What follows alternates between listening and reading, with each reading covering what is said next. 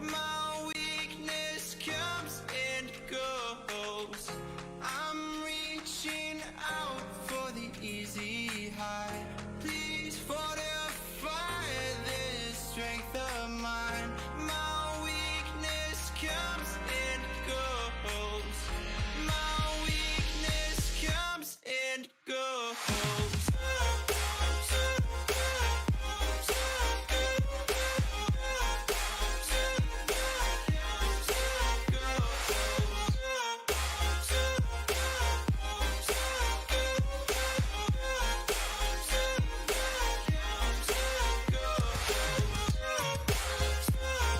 You are now watching Rise and Fall Fantasy Game Day with your host, Dave Sarner. What is going on, guys? Week 7 here, baby. Let's do it. Let's do it. I did the hard stop on the music because I'm way too excited to talk about Week 7 with you guys. 3 times we tried to start this live stream, and 3 times we have failed.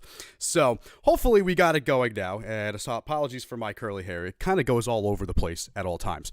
We are going to be diving into Week 7, top 10 rankings for each positional group today. All right, no BS, no, we'll go through some things. We'll go through our Week 6 grades for each position group, kind of give us our accuracy test. Now, we did top 5 last week with deeper sleepers. The new trend going each week, this show is going to be top 10. All right, so we're going to add 5 players to our predictions for who's going to land in the top 10. It's not about who's my top 10, rankings, ECR, pregame, whatever. This is really me trying to just predict who the top 10 is going to be. So there's going to be some head scratchers in there. I'm not saying that this guy's a top 10 play, you need to start him. I'm saying that, if he's at number 10, there's a good chance that, hey, I think he might actually end up being one of those top guys. So I'll let you know the guys I'm like dead in on and the guys that I'm a little behind on. But guys who I have a potential feeling based on some of the stats, the ECR rankings and so forth, that some experts as well as myself believe it could be a good play for you. With that said, before we do all that, we'll go through our grades for last week, as we mentioned, and then we'll dive into the individual top 10 position groups. Those will be individual videos going into tomorrow. It's about Saturday Eastern time, about 12:45. I'll try to have these up for tonight so you guys can look at this position by position. And if you guys want those links, if you're not watching this live and you're going to be watching the individual videos, the links to each one of these will be in the description below. We'll also have some links at the end of the video that will lead you in to other rankings for the week. And then the link for the Week 6 grades as a whole, if you guys want to get an idea of how I do my grading system, is going to be in there as well. Okay, so with that being said, let's dive into those the overall rankings of Week 6, my positional rankings for Week 6 here. Now, when I look at these grades, I actually really like what I saw from some of the players that I got, especially my top 5. We did pretty well in this particular area. I'm actually excited because I think that we really are kind of getting our stride with this position group. Like, we've done pretty well. With this group in the past. But again, we'll see how we do. We're going to be adding 5 more to this week's ranking, so it could make it a little bit harder at the end of the day. I'm hoping that that's not the case. I hope we still kick some ass. But 68% for our top 10 ranking this week for the quarterback position. We hit on Josh Allen perfectly. He was the number 1 player. We got him at number 1. So that's a 7-pointer for how the system works if you get the hit right on the pick. So if I predicted him 1 and he hits at 1, then it's 7 points. You get 2 bonus points. Every position here is going to be worth 5 points. So in 10, it will be 50 points total that you can gain. But if you predict all the top 10 right, you'll get bonus points on top of that. Obviously, you would get an extra 20 in that scenario, which I doubt I'm ever going to do. The sleepers are a little different. As you can see, they still can get rewarded for getting into the top 10 because I think if I hit a sleeper that hits top 10, then, that deserves to be the same treated as if I actually hit a top 10er. But then the points after are less forgiving. 11 through 15, you get 1, and then it's minus points there. Only -2, not the -5. So the way I kind of did this grading system, essentially, I wanted to try to make it where I can get good points with the top 10 if I do it correctly. Like if I hit between a guy who's top 20, you maybe get a point for those top 16 through 20, 11 through 15, you get 2 points. But then there's really no forgiveness. If you are past top 20 like Taylor Heineke is, the -5 can do a lot of damage. I mean, without that, if I was just able to get him in the top 20, it would have been a really, really good day. We would have graded out over 70%. But that's how the deeper sleepers come into this. As you can see, if we do get points here, then it can still help you out. We put those in and it's average, and the curve goes up to 72% on our week 6 grades. So this is going to be a little tougher going forward because this is 5-5. It's going to be 10-5 moving forward. But hey, great start for the quarterback predictions for week number 6. At running back, here's the other scenario where if you guys, if I happen to predict some guys who really, really just shit the bed, that's going to bring that rating down in that top 10. And that's what happened this week. Even though we were pretty good, we got Najee Harris. He ranked in at number 9. We had him at number 2. So that's top 10, still gets 5. Jonathan Taylor at number 2, we had him at 4. The top 5, I wish I switched them because that would have been an extra 2 points. But then we see how unforgiving the rankings could be if I even just get 2 wrong. That's why we have these supplemental points essentially between 11 and 32, because for all intents and purposes, especially at running back, you're going to have a lot of guys who are performing pretty well. And that 32 spot, it's still good points, even around the 33. So as you can also see, guys, we changed the range of when the points dictate rather than the points itself. If you go back to our quarterback rankings, the points all stay the same. But where we cut off the range is where it's changing from position to position. Now, quarterbacks, tight ends will be the same. Wide receivers and running backs, because you generally have 2, if not 3, of those guys on your team at any given time with a flex or 3 wide receivers and a flex, whatever. The rankings for that are a little deeper. And let's be real, those position groups just have a lot more options to get points, where a tight end and quarterback is pretty much limited, especially the tight end position, if you're looking at it that way. But either way, so the way you look at it here, we only got to 2 points in the top 10, didn't grade out well, but getting Darrell Henderson as a top 10 pick here and, decently hitting on Chuba Hubbard and DeAndre Swift, getting 1 point at least, kind of cancels out Kareem Hunt and Javonte Williams. That was a tough one. Javonte, I thought, was going to be the guy last week. He ended up being the guy this week. So I was almost close on Javonte Williams, but a little off also. So it's unfortunate, but hey, you know what? We have every week to continue, and he still did good. He ended up as a top 20 pick, so he did get us a point. And the curve with the deeper sleepers got the week 6 running back rate up to a 28%. Not great. Could be better. We're going to try to really hit hard, and it's going to get even harder this week with the top 10. Wide receiver. Similar aspect you can see here. 2 guys can ruin your rankings really exponentially in this grading system. Top 10 finish of 20% because of Terry and Keenan Allen dropping under 41. Stephon Diggs, Tyreek Hill, Cooper Kupp. Didn't matter that we got 3 of the top 10 in our top 5 prediction. It doesn't matter. All right, 20% there. We did get Jaylen Waddle, which was our big prediction as a deep sleeper. He ended up at number 4, giving us the 5 points thanks to the wash of Deontay Johnson, Sterling Shepard, to Jacoby Myers, DK Metcalf. We did get at 40% for the wide receivers. Not great, but good, pretty decent average. And then at tight end, as you can see here, guys, it kind of drops a little bit more. It goes back to what we had at quarterback, essentially the same exact stats, right? So we do it the same. Top 10, obviously 5 points. 11 through 15 because tight ends and quarterbacks, you tend to flutter out at that position much sooner than you would others. So 1 point for them. Deeper sleepers, obviously the -1, -2 at 21. So same exact concept as our quarterbacks, whereas our running backs, again, they kind of go to that 21-32 range, and then 32 plus is where you're kind of losing points. Or 21 plus is where you start to lose some points, but then you're really losing points at 33 and above. And then wide receiver, you're losing points essentially at 40 and above. So we went 40 for them, about 30 for running back. And of course, like we said, with the tight end positions and the quarterbacks, around 21 is when you're starting to really lose it. So kind of like a 10 position rank differential there. But tight end, we really hit nicely. I mean, look at this top 5, guys. I literally hit 4 of the top 5. I mean, it's not hard because it is the tight ends. We did get the 6th guy at a top 10 rate at Ricky Seals-Jones. We had him as a deeper sleeper, so that brings this rank actually down. So here's a great example of how the deeper sleepers can affect you negatively, but even if you could just get 1, it's not going to really kick your rank in the ass unless you didn't hit on the top 5, and that would be disaster, or top 10. That would be disastrous. So it was 88% in the top 10, but week 6 total TE grade of 80% there. So we were 68% or 72% on quarterbacks, 80% of tight ends, 40% on the wide receivers, and of course the running backs 28%. We need to get that up. So with that being said, guys, let's hop into this week, week 7.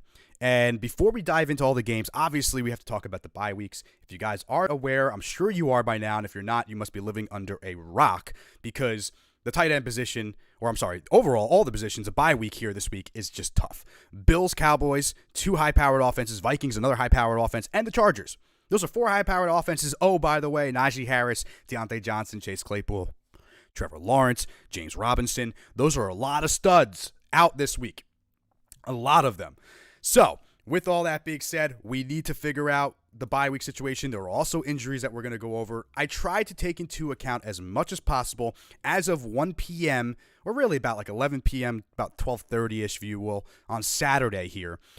So if there are guys that are questionable on the list, or guys who are just, you don't know if they're going to play or not, I'll try to address that if we know. And I think we kind of know, outside of a guy like Alex Collins, that's a situation that we'll talk about a little bit.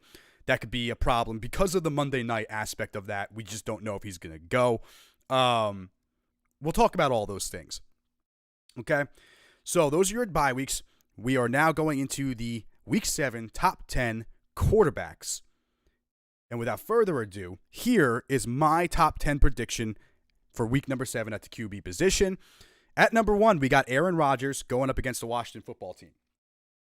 This doesn't have to really be explained. I'm a Washington fan, and I'm going to tell you that he should destroy them. And Davante Adams should be wide receiver 1. It's really not a question. It's really nothing surprising. But the matchup, the price, $7,500, first of all, I am all in on that price, by the way. I can't believe he's that low. He, in my opinion, is QB1 this week. Kyler Murray coming in at number 2. I expect the Texans to get dominated by DeAndre Hopkins in the revenge game. If you guys don't think that they're going to really feed him the ball this week, then I don't know what to tell you. Like, this is the ultimate revenge game. I would be stunned, absolutely stunned, if DeAndre Hopkins doesn't put up, have a double-digit reception game, at least have a touchdown, and potentially, over 150 yards. I'm not kidding. And there are experts out there who agree with me to a degree. Going to the ECR, let's take a look where they have him ranked. They have him ranked number 4. Okay, Cooper Kupp, Tyreek Hill, Davante Adams is ahead of him there for DeAndre Hopkins on that end. So Kyler Murray coming in at number 2. He's also number 2 in the ECR right now. Aaron Rodgers is number 7 in the ECR, which I don't agree with. I have him as, so I guess you could say he's my bold prediction, because the experts seem to think that, hey, Washington could somehow get things done. I understand no Jair Alexander. I understand the propensity to stay away from that, but it's the Washington football team. Their defense has been horrendous. And I just don't see it, man. Aaron Rodgers is going to pick him apart. So Kyler Murray at number 2. I got Patrick Mahomes at number 3. And I guess a little bit of the shocker in my rankings is I'm going with Ryan Tannehill at number 4. Now remember, if I'm wrong and Ryan Tannehill is still in the top 10, it's not really a detriment to me. I still get the 5 points, but I'm trying to figure out how I can get those bonus points, those +2 for getting the rank right. We only got Josh Allen at the number 1 spot this week. So that's kind of one of those things I'm really trying to look out for and trying to see if we can kind of figure it all out, right? Trying to see if we can get those bonus points somewhere. Ryan Tannehill is a guy who is going up against the worst defense in the league. I wouldn't put any stock into Taylor Heineke and Washington kind of fluttering out against them. Ryan Tannehill and this Titans team is sneaky good, man. They're 4-2. It's going to be a shootout. Both defenses are awful right now. Both offenses are playing really well. Now, I will say this about Tannehill. Some of the things that do concern me here is the question marks at wide receiver. I think there was news this today, so I want to just take a quick look. So here's some of the outs, and this is where I do have hesitation. Ryan Tannehill, I'm still making it a bold prediction here as a top 10 finish. Maybe not number 4. Maybe I'm being a little too bold there. But Taylor Lewan, the left tackle, out with a concussion this week. Julio Jones is listed as questionable again. Let's see here. He tweaked his hamstring on Monday. He was limited after practice. He told reporters he felt good on Friday, so he should play. A.J. Brown, not listed on the injury report, so he should be good to go. So the wide receivers are there. Jeremy McNichols might be out, but Derrick Henry will be there. The wide receivers should be good to go, and they at least have the weapons back, even though they're going to lose Taylor Lewan.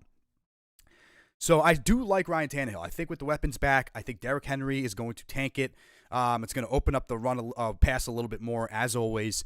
And I think Tannehill can benefit from a nice, 25-point game here to land himself in the top 10. Number 5, we have Derrick Henry against the Eagles. I'm sorry, Derek Carr against the Eagles. I'm still on King Henry here. Number 7, this is my first in the rankings that is going up against a tough matchup. Derek Carr and that team has been playing really well, even without John Gruden. I think they're going to rally. This is the two situations with the Raiders that we're still monitoring. Are they going to continue to rally around each other, or is the distraction of what happened going to decimate the team? And if any sign of that we got from last week's game is that the Raiders are going to rally with each other. And so as long as that's happening, I'm all for keeping Derek Carr in the top 10. I'm going to ride it until it's, until he's not hot anymore. I mean, if that even happens this year. Eagles are 7th against the quarterback position, so they are tough. But I do like Derek Carr in this matchup. Josh Jacobs has a pretty good matchup as well. I do expect the run to get going a little bit. Kenyon Drake to get involved. Darren Waller, I expect to have a big game. So I do like the Raiders in this matchup. Lamar Jackson at number 6 against the Bengals. Divisional matchup. I just think Lamar is going to, he's gonna play well against a divisional rival. I could be wrong. This could be a sloppy game, but Lamar Jackson's rushing ability, I think he's averaging 70 yards a game. Bengals, listen, they don't have the running backs this week. They lost Lat Murray. Now Devontae Freeman, Le'Veon Bell are going to be the backs there. Maybe Tyson Williams gets involved again, but that could mean more running yards for Lamar Jackson. So I think that he will end up, at the end of the day, at least being a top 10 selection. Tom Brady against the Bears. It is a tough matchup, but Tom Brady is at home. I just want to confirm that. I just want to confirm that before I tell you guys that, right? Tom Brady is at home, and he has been lights out at home. I mean, most of his big games are all at home. So that's something that's really interesting here. Let me go to the DraftKings because they have the home and away splits. And so right now, Tom is averaging 34.5 fantasy points in a full point PPR at home on DraftKings. He's averaging 20.6 on the road. He has 14 touchdowns and 2 interceptions at home, 3 touchdowns and 1 pick on the road. Obviously, the sample size is a little different, but 3 games. I mean, it's 6-6. I mean, like they literally did half and half. And look at how the touchdowns are coming. They are just destroying at home. So Tom Brady to me is a top 10 play this week, and I have him at number 7. I actually, part of me wants to switch him and Ryan Tannehill and go 4-7, but it doesn't matter. I think Tannehill's matchup dictates me putting him a little bit higher. I think it will be a shootout, so points can be there, but Tom Brady should get his at home. Even without Antonio Brown or Gronk, it's going to be a Chris Godwin day, in my opinion. I think he's the guy to have. Mike Evans could have the down week, like he goes back and forth. I also think that, if O.J. Howard is out, don't be surprised if Gio Bernard gets involved a little bit. I know I've been on him for like 2 weeks, but I do think Gio could be a guy that you might be able to desperation play, put in your lineup. But I'm not willing to actually put him on my sleeper list. So don't go out there and put Gio in just because I'm saying that. I just wouldn't be surprised if he is gets a touchdown or gets 5 receptions for 50 yards in a full point PPR. Could be pretty good for you. It's 10 points. Number 8, we have Jameis Winston. Basically because of the scenario against the Seahawks, the running backs are hurt. Alex Collins might not play. It's just not a great situation there. I like Jameis Winston this week coming off the bye. Him and Marquez Callaway are high on my list. And, of course, Alvin Kamara, who has a fantastic matchup here this week. I just think that Kamara is going to eat hard, and Callaway is going to do pretty well. And if that's the case, then I do think Jameis Winston is kind of one of my sleepers here to drive up into the top 10. I do think the ECR kind of supports my mentality on this too. Let me just see here. So Jameis Winston is number 14 on the ECR. Not terrible. So not that far-fetched for him to get in the top 10 here. Maybe he would have been better off suited as a deeper sleeper, but I like the pick. And then number 9, we have Tua Tagovailoa against the Falcons. Say what you want about Tua and the situation with Deshaun. He had a pretty good game last week against the Jaguars. And it's not pretty. He's not perfect, but he has ability. He has Jalen Waddle, who he's really, has a great connection with. Mike Gesicki, rather. I like him as well. The run game's a problem. Maybe he can get more rushing yards, continuing to do that as he's been getting some pretty good fantasy play here. And the experts have it number 13 right above Jameis. So those are two guys just on the cusp of the top 10 that I got hitting into that top 10, trying to go for, taking a bigger risk, if you will, with those guys. And then Carson Wentz, who is probably my biggest risk play. I wanted to change it up a little bit. Part of me was thinking about maybe going like a Sam Darnold here because there are some injuries with the Giants. They just did sign Bernard McKinney to their active roster. They did lose Andrew Thomas, so there could be some swing in the pass rush from the Carolina Panthers in that game that will help out Darnold. But Carson Wentz's matchup I really, really like against San Fran. I just have a feeling Wentz might have one of his best games, kind of similar to that Monday night game, and they really get going this week. I do like some of those players, Mo Alley Cox, even though it's a tough matchup, I actually think he can get involved a little bit, or Jack Doyle will do some things if he's available. I think he's there. I haven't really caught up on Jack Doyle this year, but I know Mo Alley Cox is the guy to have. That's who I would go with personally. So those are your top 10. We got 2 guys with tough matchups, 3 with middle of the pack, and then we obviously had some matchup-based predictions. Some of the no-brainers here. Obviously, I'm sure some of them were going to flutter out, but that is your Week 7 top 10 quarterback prediction. Now, going into the deeper sleepers, we have Matt Ryan, even though I know some of the experts really like him this week. He's at number 11 in the ECR as of right now. But I just think that, he's still worthy of deeper sleeper opportunity. I think Tua plays better than him in this matchup. And so that's why I flipped in the way that I did. Jimmy Garoppolo, ranked 21st in the ECR, but he is going up against the Colts, who, by the way, just lost Julian Blackmon. That was on an already weak passing defense. Now, the Colts score points, and they're good against the run, but the secondary, when they're banged up, has not been that great. Like we saw what happened when Xavier Rhodes went out. They were getting passed on all game. So I think losing Julian Blackmon to a torn ACL this week is tough. And I think Jimmy Garoppolo, with no Trey Lance there to take him out of the game, is going to make some things happen. Number 3, Justin Fields. The matchup dictates him getting put on this list. And the fact of the matter is, there's just really no other great options to put in the deeper sleepers this week. I don't like the other sleeper options. If you're looking at, guys like Taylor Heineke, who's against Green Bay, he's coming up at 16 in the ECR. Mac Jones is on this list. We'll talk about him, but Jared Goff, Geno Smith, Zach Wilson, Davis Mills. Those are your only other options that you could have out of these 10 guys starting at quarterback. So for me, this is kind of the ranking. I like Matt Ryan, then Jimmy Garoppolo, then Justin Fields, then Mac Jones, and then Daniel Jones. And I'm not even sold on those last 2. Mac Jones over Daniel Jones because the weapons are healthier, but Daniel Jones is missing a lot of guys this week. Kadarius Toney out, Kenny Galladay out, Sterling Shepard questionable, Darius Slayton questionable, although they're both expected to play. Devontae Booker obviously starting at running back. Andrew Thomas is out. They just lost their starting linebacker, Crowder, even though they have Bernard McKinney, who I think might be an upgrade when it's all said and done. I just kind of think that it could be more of a shootout style kind of game. Daniel Jones is going to get gritty. He could get some things going with his legs. And I like him there to maybe sneak into that deeper sleeper category. Maybe a top 15 pick could be where we're looking at him.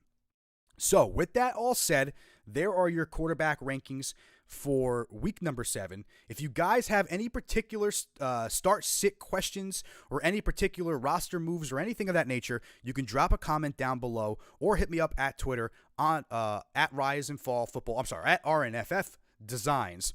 It's my design account for jersey swaps and fantasy advice, but it's the easiest way to get in touch with me. Or subscribe to the channel, like the video, and drop a comment down below, and I'll get back to you before game time. Next up, we have the running backs for Week 7, our top 10. And at the running back position, we struggled this week. We were 8% of the top 10 accuracy last week, not great, and 20% with our deeper sleepers, thanks to Darrell Henderson. This week is going to be, I think, better. I feel pretty good. I went with matchup-based guys, but I have some other guys in there. It's hard for me to go, against, like running backs with tough matchups tend to have, unless there's injuries, are really tough matchups. And it's tougher than any other position because a lot, you're banking on, a lot of a game script going in your favor against tougher defenses, which may not happen.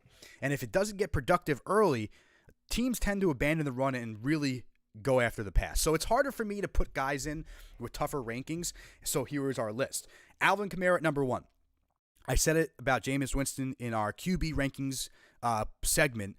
Kamara is going to get his. I think he's going to have a lot of receptions in this game. I think a lot of dump downs, a lot of across the middles and so forth.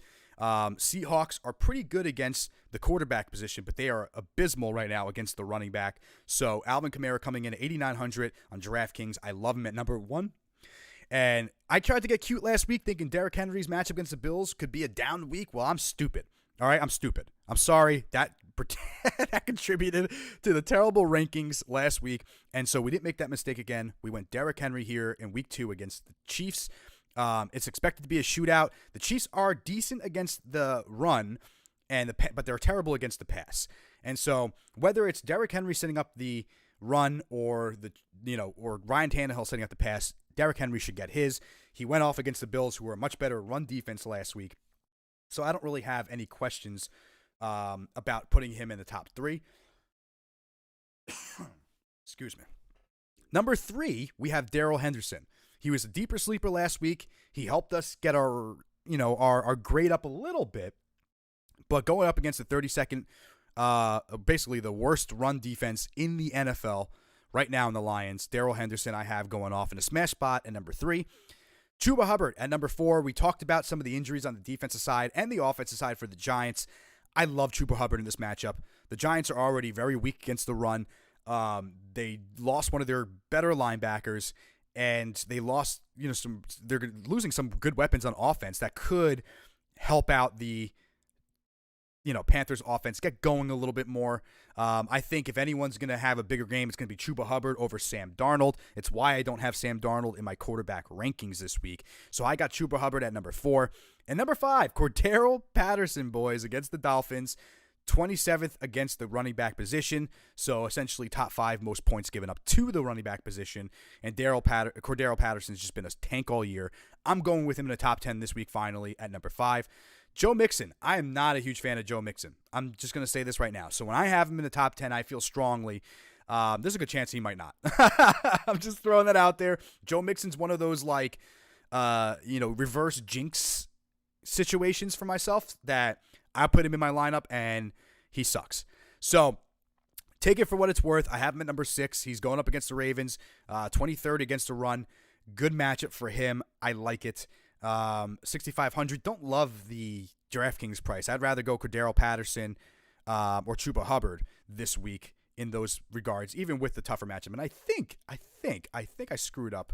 I'm hoping I screwed up, and this is like just an inaccurate price for Chuba Hubbard. But is he really that expensive? Okay, he's not. Okay, I did screw up. Good. All right. Good. We're good. We did screw up. Chuba Hubbard is 6,100 on DraftKings, not 8,500. So there you go. There's a good price for Chuba Hubbard. Apologies, once in a while with all these numbers and names and stuff, you tend to have a mistake.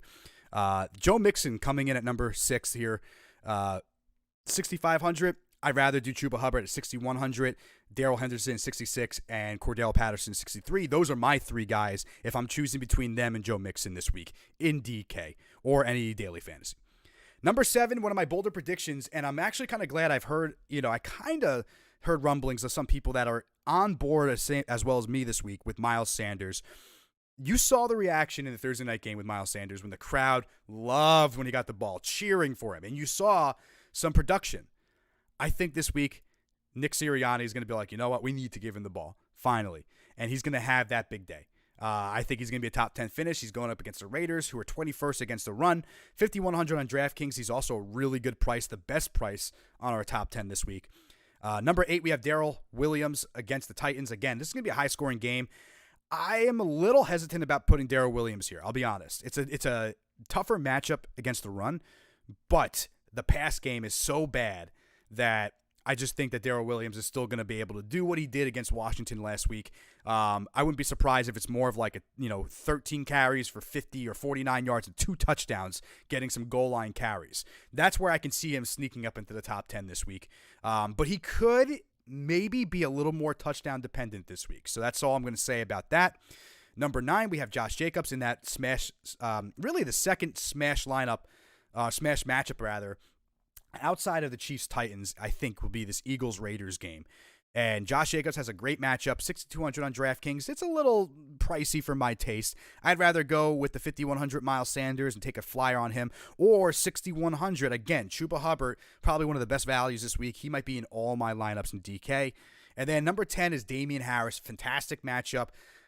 People are all on Ramondre Stevenson this week, that they forget that, you know what, if the game script dictates running the ball, it's going to be a Damian Harris week, and I think this week is going to be one of those kind of weeks. 5,700, he's one of the best values outside of Miles Sanders on the board, and I love him. Damian Harris and the Chuba Hubbard combination, I don't hate the idea. Maybe I wouldn't do in DK because, again, you're not going to get the receptions with Damian Harris, but in a standard league, I really like Damian Harris this week. I just think that he might have like 100 whatever yards and 2 touchdowns this week. So that's where I'm having him jumping up into the top 10. So those are your top 10 running backs for week number 7. Kamara, Henderson, Chuba, Damian Harris is really matchup, but also, but really also, I just think there's smash spots for them. Darrell Williams is a little riskier of a play. Obviously, Miles Sanders is always going to be a risky play right now. Derrick Henry had the other somewhat decent matchup, but it's Derrick Henry. I think he's going to be fine.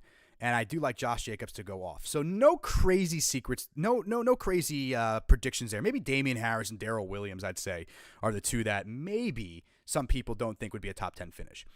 Now, our sleepers.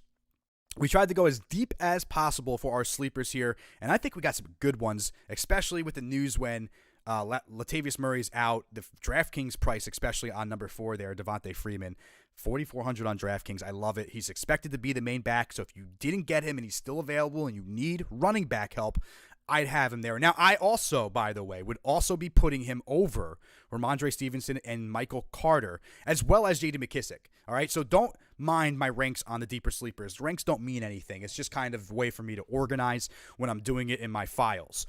Really, it's Devontae Freeman is the guy here that you want to start out of these 5. Or I would say Khalil Herbert first, then Devontae Freeman, then J.D. McKissick and Michael Carter, and then Ramondre Stevenson. Stevenson may be higher than Michael Carter because of the matchups, but I do think that these guys are going to be able to at least get something for you. I think J.D. McKissick, even if Gibson is hurt or playing rather with that injury, I think McKissick will get more involved this week. I think it could be a good game for him. Playing from behind, they're going to need to get receptions, dumping it down. It could be a J.D. McKissick type of week. And then Ramondre Stevenson, of course, the big free agent acquisition most likely in many fantasy leagues in the waiver wire this week. Again, I think this could be a little bit more controlled of a run game, and Damian Harris would get those. Maybe Ramondre will get some good receptions and take over the Brandon Bolden role like we kind of saw, and that could get him some good points. So I still like Ramondre Stevenson as a sleeper. I just don't love him, even with a great matchup. And then Michael Carter, who's technically the starter for the Jets. I like him this week. No Tevin Coleman in there, so there's only Ty Johnson to feed, and there's a chance he could always come in and take those touches or the goal line carries or whatever it may be. But I do like Michael Carter this week. Don't love him. That's why we have him as a deeper sleeper. Just to give you an idea, Michael Carter, if I'm not mistaken, has really been kind of upping his value just a little bit lately. So let's just take a look here.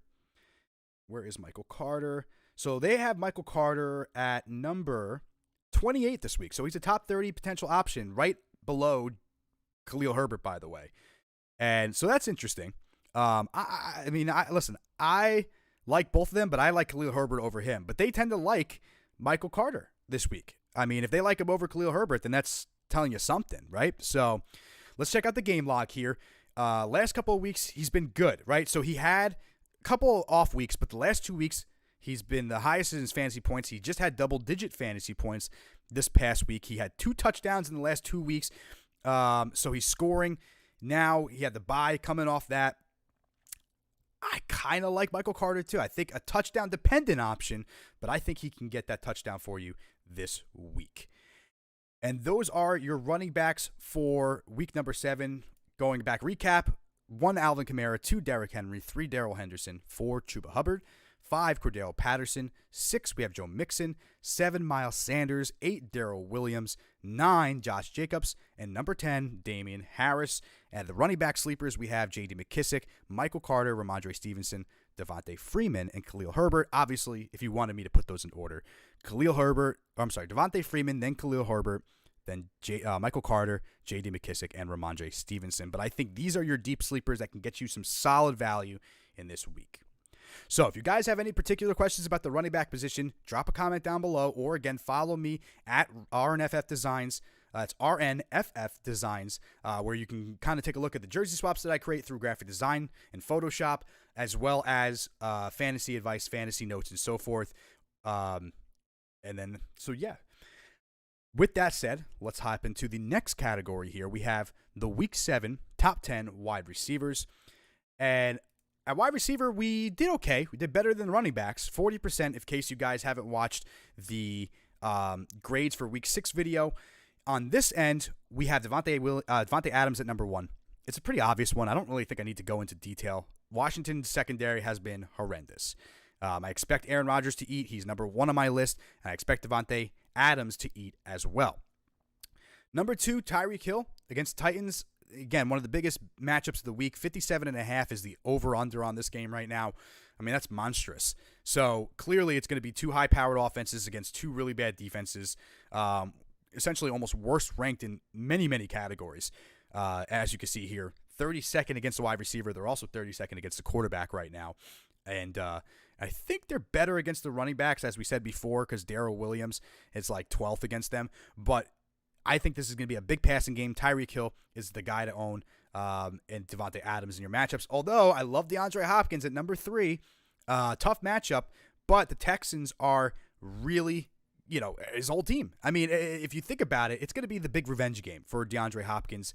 And so if you're not going to not start him anyway, so it's not a big deal. But if you are kind of contemplating anything, you need DeAndre Hopkins in your matchup, in your lineup this week. No doubt about it. I don't care if it's 4th ranked against the wide receiver position, if they're one of the toughest defenses. It doesn't matter. The revenge game, DeAndre Hopkins, I expect him to get at least double-digit receptions in this game. Number 4, we have DJ Moore against the Giants. We talked about the injuries ad nauseum with the other side of it. Well, I think, again, with the injuries with the Giants, I do think, outside of the fact that they're not that great of a team, that, some players are going to eat. DJ Moore is one of those guys for me right now, as well as Chuba Hubbard, who we have as a top 4 option as well. Number 5, Calvin Ridley. I actually am a little nervous about putting him this high up on my rankings, but the Dolphins are not playing well. However, they might have their guys back this week. Xavier Howard and Jones, and those guys are going to be back potentially. So I'm a little worried about that because they have been terrible. But if those guys are back, then it could be a little hard for Calvin Ridley to crack the top 10. They are 30th against the wide receiver, so they're top 3, giving up the most points to the wide receiver position. And he's a great, great DK value at 6,600. Part of me wanted to put Terry here, but I just don't trust Washington right now. And number 6, we have Cooper Kupp, mainly just because of the matchup. I do think that, again, another revenge game. So Matthew Stafford, I think, is a guy who we can really think about having that revenge game here. And I just want to make sure we didn't have him on here. So I actually went bold here and didn't have Matthew Stafford on my revenge game top 10 for the quarterbacks. But I do think Cooper Kupp is going to get his because the Lions defense is pretty good. And I don't know. I think Stafford's going to have a good game, but maybe, just maybe, those other guys are going to outplay him here, and it could be a detriment to me. Now that I'm thinking about it, I kind of want to put Stafford in there, but we're going to stick strong to our rankings this week and see how we do. I like Cooper Kupp at least to go off, and Darrell Henderson, I think, is going to have a smash week at number 4 on the running back ranking. At number 7, we have Brandon Cooks. He's a little bit more of an interesting guy. I think it's going to be a shootout type of game.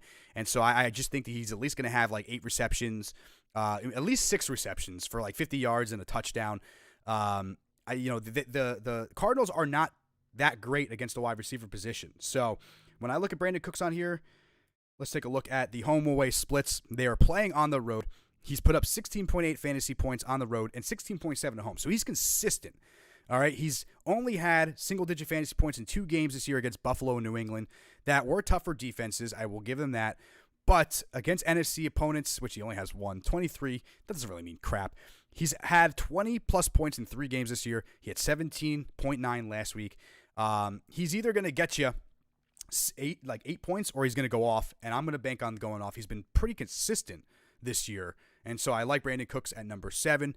Number 8, Deebo Samuel, the matchup against the Colts. No Julian Blackmon. I'm kind of projecting. I have Jimmy as a deeper sleeper this week, so I think Deebo will have a good game.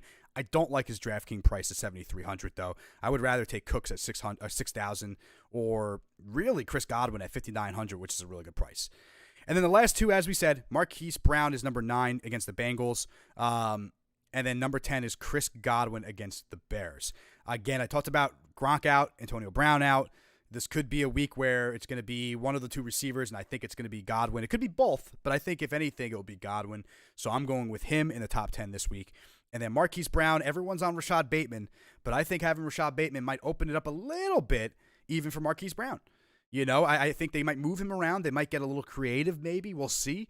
But I have a feeling that Marquise Brown is still going to slip into the top 10. If anything, he'll be a top 10 finish or top 15 finish, in my opinion. So, moving on to the deeper sleepers, we have Jalen Waddle on this list again, even though I don't think he is really a deeper sleeper anymore. If you really want to, get technical, he's 19th on the ECR. So to me, that's still a deeper sleeper. All right. If you were coming in the 20 range, that's a deeper sleeper to me. Up until about like 12 is where I consider or really like 15, 16 is where I would consider the cutoff, if you will, for that area. Marquez Callaway, rather. We talked about Jameis Winston in the quarterback video. I do like the Saints in this matchup. Look at the matchup here. It's not as forgiving to Jameis Winston, but it's super forgiving to Marquez Callaway, as well as Alvin Kamara. I have Kamara as my number 1 running back this week, and Callaway comes in at 37 on the ECR. He's my deeper sleeper, but I do like him in this spot. Now, the deepest sleeper that I think I'm ever going to predict on the show right now is Elijah Moore, the 3rd deeper sleeper for the wide receivers, going up against the Patriots. There's been these little headlines in the New York area about, even Zach Wilson saying something about, Elijah's a beast and it's only a matter of time until he gets his. And it seems like people are hyping him up a little bit right now. I'm going to try to see if I can, do something amazing and predict one of the weirdest, probably one of the most unlikely top 20 finishes with Elijah Moore. If he hits the top 20, I'll be thrilled. My bold prediction is that he's going to outproduce Jamison Crowder and get in the end zone this week. AJ Green at number 4 against the Texans. Again, not a smash spot. The defense is playing well in Houston, but the revenge game, they're going to try everything they can to shut down DeAndre Hopkins, which still won't work in my opinion. And I think either AJ Green or Rondale Moore or Christian Kirk, one of those 3 will be a deeper sleeper. I'm going to go with AJ Green out of the bunch. And then number 5, I can't believe I even have to list this guy as a deeper sleeper, but Allen Robinson. Going against the Bucs, it's a good matchup for him, but it's Allen Robinson in this offense this year has not been good, man. I mean, it's been awful. It's really upsetting to see how bad it's gotten for him. He hasn't even gotten, I mean, this is his fantasy points essentially. 10 in week 1, 10 in week 2, 5 in week 3, 9 in week 4, 7 in week 5, 6 in week 9, or 9 in week 6 rather. He has not finished above wide receiver 48 on the year. But I'm going to potentially have him as a top 40 finish, top 30 finish even. I mean, he can't even crack top 45. So this is going to be an interesting one, but he is a deeper sleeper for all intents and purposes, unfortunately, until we see something different there in Chicago. And so there are your wide receiver rankings for week number 7. Going back to the top 10, we're just going to do a quick recap before we go so you guys can head on out and get ready for your matchups. Number 1, Devontae Adams. Number 2, Tyreek Hill. Number 3, DeAndre Hopkins. Number 4, DJ Moore. Number 5, Calvin Ridley. Number 6, Cooper Kupp. Number 7, Brandon Cooks. Number 8, Deebo Samuel. Number 9, Marquise Brown. And number 10, Chris Godwin. The sleepers, we got Jalen Waddle, Marquez Callaway, Elijah Moore, deeper sleeper, huge deeper sleeper on this list, AJ Green, and Allen Robinson, unfortunately. So if you guys have any wide receiver questions, drop a comment down below or hit me up on Twitter at RNFF Designs. If you could, like and subscribe to the video if you enjoy the content and if it helps you out with your matchups. So going into the next category, the next position group, the last position group is the tight ends. And so here are your week 7. Week 7, top 10 tight ends. You got Darren Waller, I got at number 1. Number 2, I got Travis Kelce. It's actually a tough spot for Travis Kelce in what should be a really high-scoring game, but the linebackers for the Titans are pretty good. It's the secondary that's been a problem for both teams. And so I'm curious to see if this is a down week for Travis Kelce. And I wouldn't say a down week, but I just think that someone might outproduce him this week where he won't be tight end 1. And that someone to me is going to be Darren Waller. We talked about Derek Carr. He's on our top 10. We talked about Josh Jacobs. He's on our top 10. Well, now Darren Waller's on that top 10 as well. And I just think that this is the week that he's going to have double-digit receptions going up against the Eagles. And, yeah, so 6,700. I'd like the price a little pricey for me for DK purposes, but I do think he'll end up as the number 1 tight end when it's all said and done. Kelce, as we said, number 2. The matchup is a little tougher, but it's Travis Kelce. You have to have him as a top 3 every week. At this point, it's really hard to not put him there.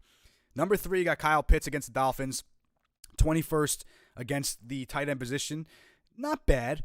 Not great, but better than being, than Travis Kelce's matchup or Mark Andrews' matchup. Kyle Pitts also 5,900 on DraftKings. The Dolphins corners might be back, which could limit Calvin Ridley and the receivers, and that could force some more passes to Kyle Pitts' way in the slot or in at the tight end position, lined up inside.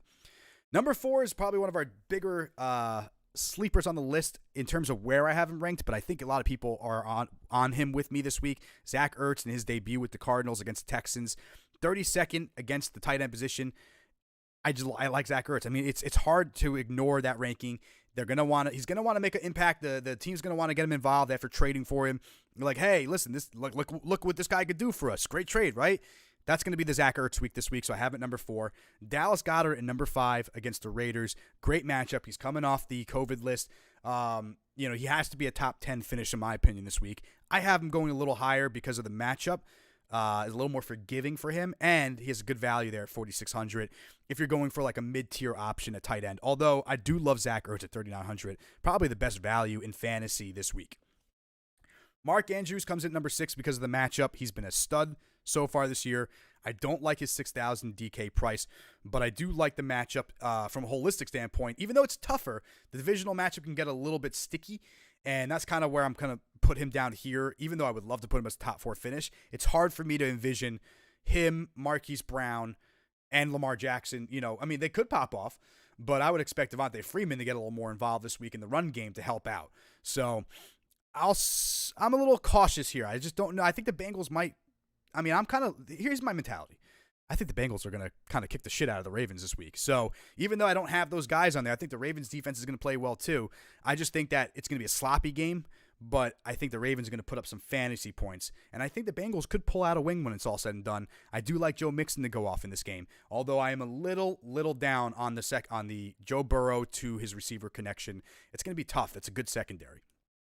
Number 7, we have Tyler Higbee going against the Lions. We talked about Matthew Stafford. I know it's bold of me not to have him in my top 10 list this week in the revenge game, but I think that you could talk about the Lions really trying to come in and punch him in the mouth a little bit to show, hey, like we're going to move on too, I just don't know.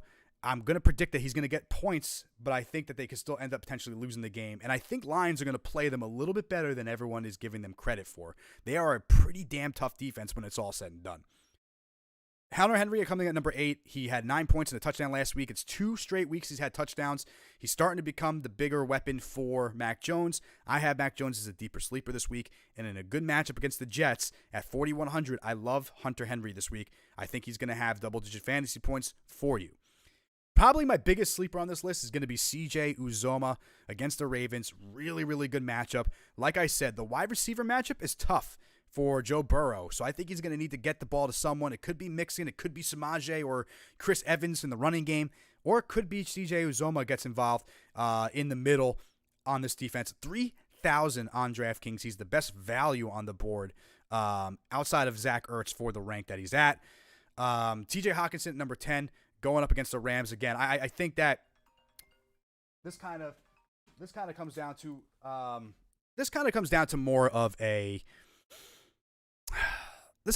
to more of like availability. Like, I just don't, if I had my way, I would do top 8, but I want to keep it consistent. So I do like him. It's a decent matchup. 5,100 against the, on DraftKings for him against the Rams, who most likely they're going to have to really get the ball going. The Rams defense is probably going to shut down the run a little bit.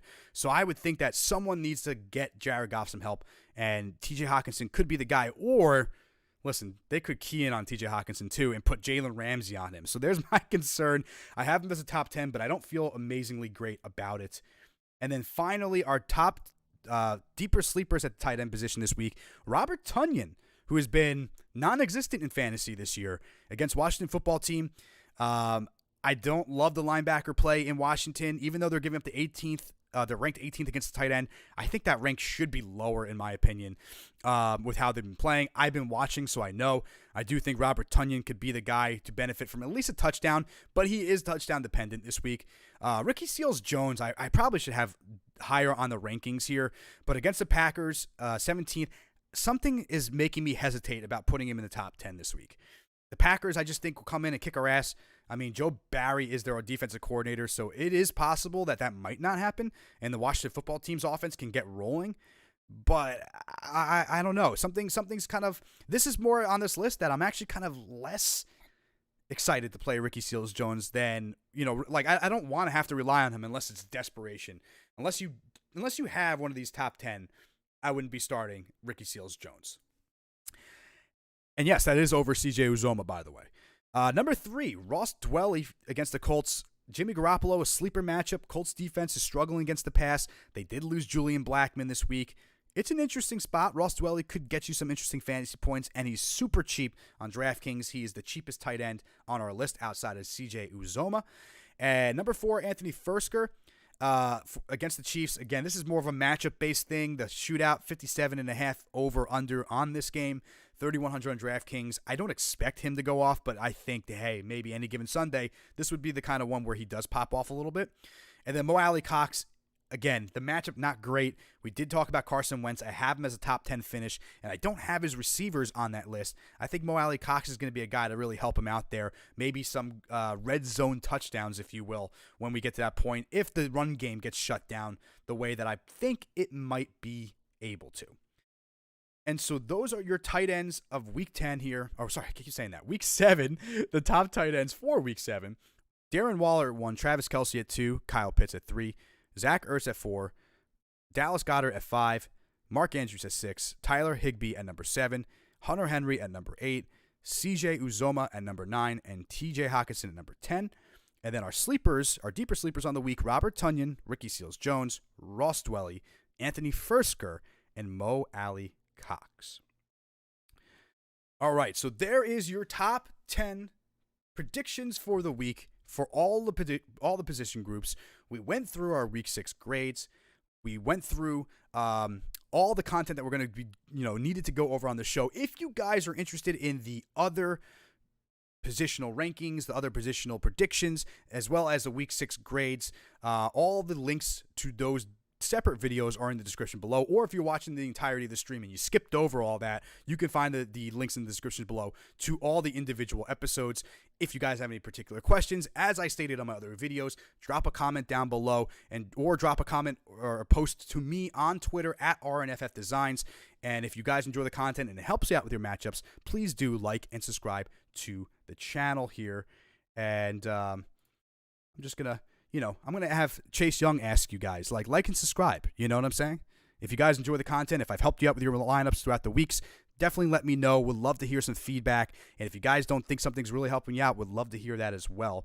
But before we go, let's jump into one more thing, the Parlay Pick of the Week. This is an opportunity. If we are able to grow the channel over 200 subscribers, I will be doing contests for authentic jersey giveaway, as well as NFL hat, non-authentic jersey, and so forth of your choice. So all it takes is basically providing your answers to this Parlay Pick of the Week. Okay? I have Aaron Rodgers over under 253.5, Bengals Ravens over under 46.5, Chiefs and Titans over under at 57.5, and Chuba Hubbard over under 75.5 rushing yards. Okay? Just rushing yards there. This is the Parlay Pick of the Week. If you guys get to this point and you want a chance at potential jersey and some other giveaway prizes, drop down in the comment below your Parlay Pick of the Week answers. And if you are right, you'll get an entry into the contest at the end of the year. So with all that being said, there is your Week 7 show. As Chase Young says, please do like and subscribe if you enjoy the content. My name is Dave Sarner. I am the host of the RNFF Football Show. Good luck on your Week 7 matchups, and I will talk to you guys again next week.